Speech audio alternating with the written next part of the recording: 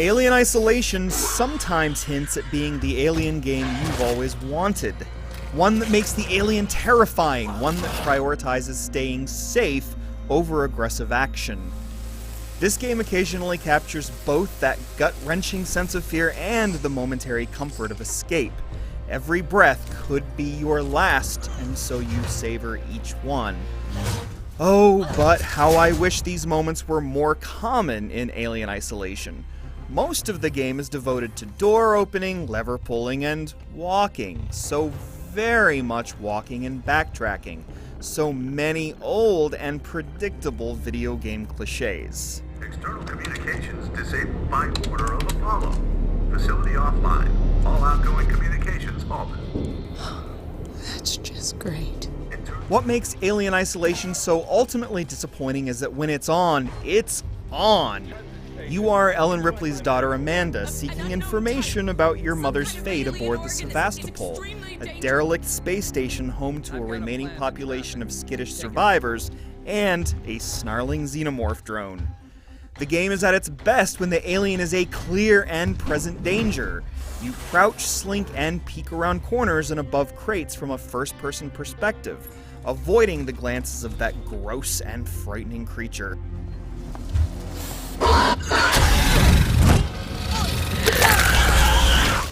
When all mechanics are working as intended, alien evasion is dread distilled into its purest, simplest form. You are armed with a couple of standard firearms and a few helpful gadgets, but the motion tracker is the most vital tool you possess. Hold a button and the tracker's dot shows you the relative location of nearby entities, friends and foes alike. The tracker does not tell you, however, if the alien is above you or below you.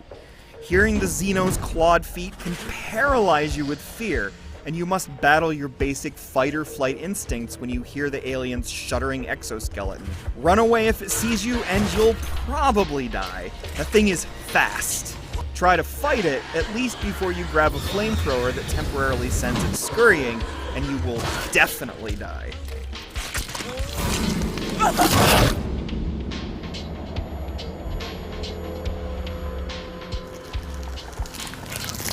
Your best bet is to stay crouched, stay hidden, and stay aware. These are the moments when Alien Isolation weighs heaviest on your soul. Hide in a locker and you see the alien enter the room. It sidles up to your hiding place and you hold your breath. If the Xeno hears your gasps, or if you fail to lean into the rear of the locker, it snatches you from your shelter and you peer into its two gaping maws before succumbing to death. So I can't deny the appeal of dodging the murderous menace, but these game-defining high points account for only a few chapters out of many, and Alien Isolation doesn't even make the most out of them.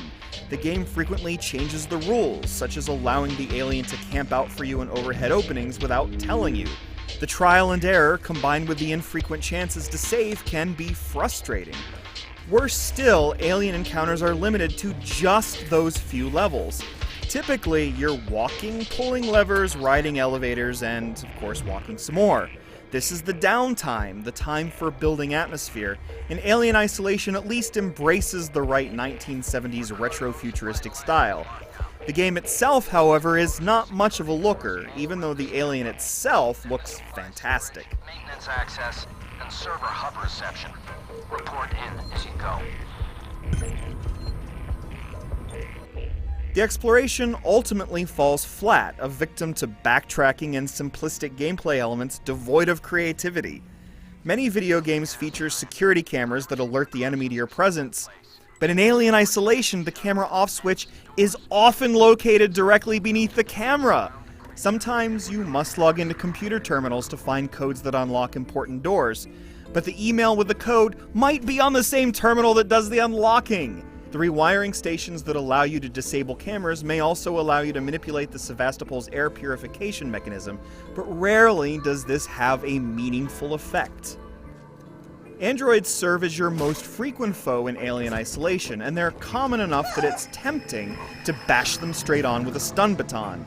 A typical synthetic turncoat won't take too kindly to a direct attack, though, and will aggressively fling you at a nearby wall, if not outright choke you.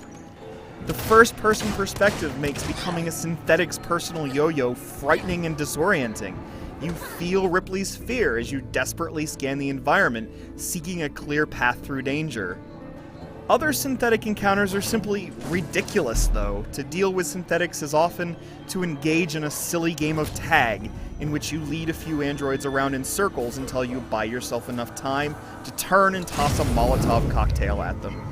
It's an encounter with synthetics at the bottom of a late-game elevator that sends Alien Isolation zooming off the rails.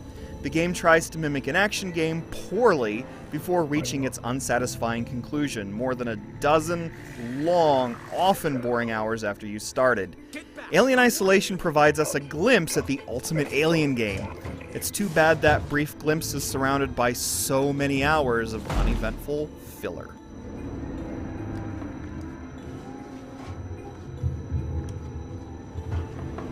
Oh my god.